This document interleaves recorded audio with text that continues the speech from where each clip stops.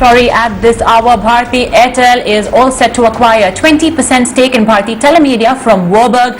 This transaction is to consolidate its customer-facing products, services, businesses to bring it all under a particular holding group. Remember, this is something that the chairman, Mr. Mittal, as well had told Economic Times just day before yesterday about how essentially they are looking to create a digital entity parallel to Airtel. So let's analyze this transaction in further and how it would perhaps be in line with the strategy, the broad strategy of Mr. Mittal.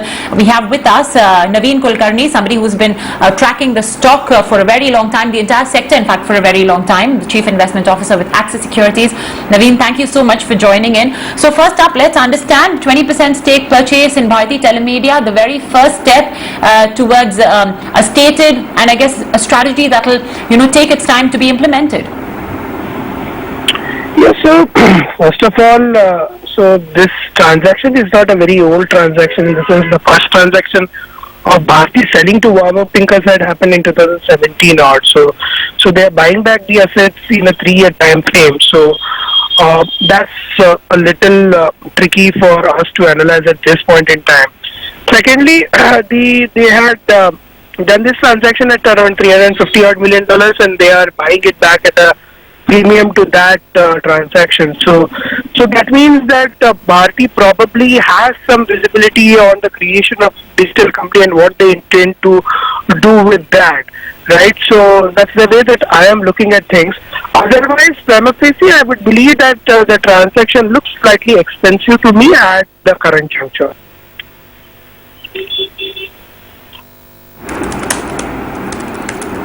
Okay, but if we have to look at it from a larger perspective and the kind of promises being made by the company on what sort of value unlocking it can bring by for stakeholder, do you think this little bit of premium would be okay, or do you think that the benefits, the long-term strategy benefits that would be seen may not be as much? See, DTH as a business, if I were to still look at it, it's difficult to say that it is part of the core business of Bharti Airtel, right? So broadband, of course, will still be part of core business because of the fiber optic assets. This does bring in the customer, so that is the added advantage that it brings. But leave that aspect aside. This was not a long-term capital allocation strategy for Bharti Airtel, and that's why they had actually divested this business, or they were looking to increasingly divest the business. Now coming this back into the fold, the strategy is still not very clear how the customer-facing assets are going to be aligned and the value unlocking over the longer term is going to happen. So it does get them of course, the visibility of the customer, so there is no loss in terms of the customer-facing unit. But from a perspective of capital allocation, it's not very clear to me how that's going to pan out.